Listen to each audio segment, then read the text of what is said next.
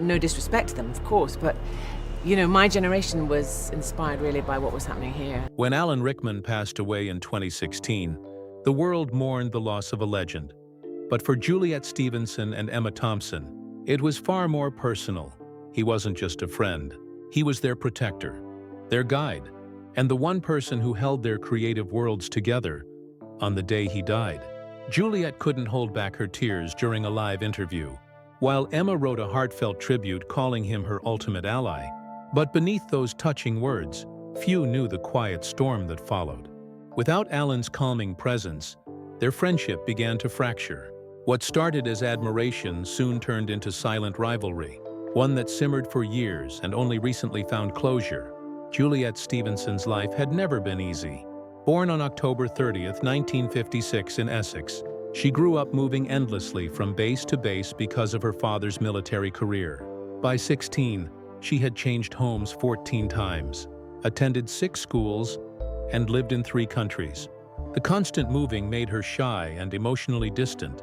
She rarely spoke and struggled to fit in. But in silence, she found imagination. She began inventing characters and voices to escape loneliness, unknowingly shaping the talent that would one day define her career. Her childhood in Australia added more confusion. Bullied for her accent, scorched by the heat, and often isolated, she found safety in pretending to be someone else. By the time she returned to England, she had mastered the art of shifting her voice and identity, skills that later became her superpower as an actress. But her teenage years weren't kind either. Her unusual height and quiet personality made her stand out for the wrong reasons. She was mocked and rejected from the lead role of Juliet in Romeo, and Juliet simply because she was too tall. She played a male role instead, but that rejection lit a fire inside her.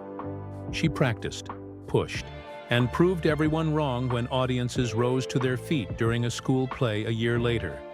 For the first time, Juliet felt seen. Her path to acting greatness was filled with roadblocks.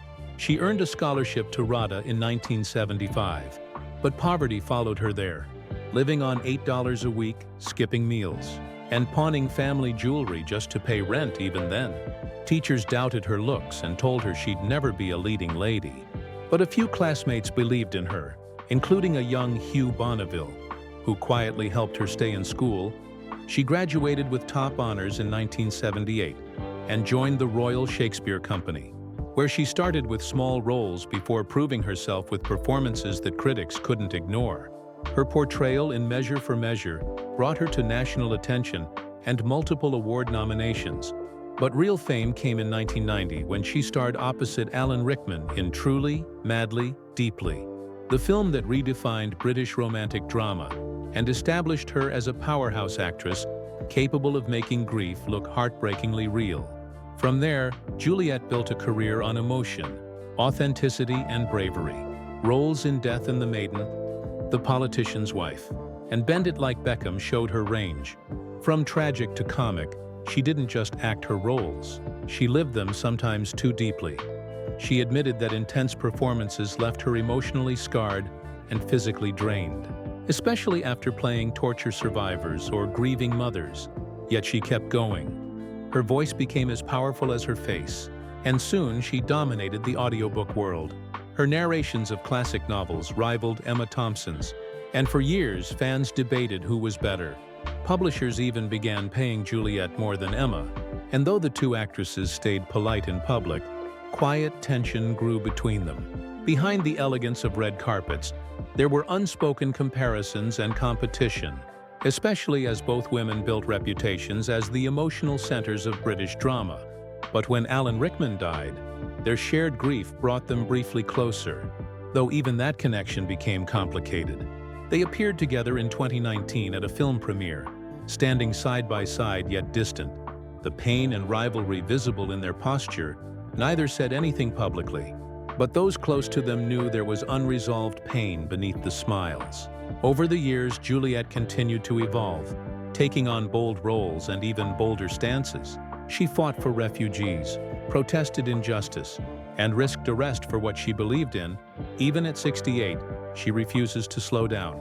Starring in emotionally charged films like Reawakening and The Land of the Living, and despite her fame and success, She gives back, mentoring young actresses, reminding them not to seek approval but truth in performance, and warning them about the quiet rivalries that can eat away at friendships. Her story isn't just about acting, it's about resilience, loss, and the price of passion. Juliet Stevenson remains one of Britain's most fearless performers, still giving everything she has to every role, even when it hurts, still carrying the lessons Alan Rickman taught her decades ago. Subscribe to Hollywood, Bulletin, and press the bell icon to stay updated with more untold Hollywood stories and emotional journeys of stars who defined generations.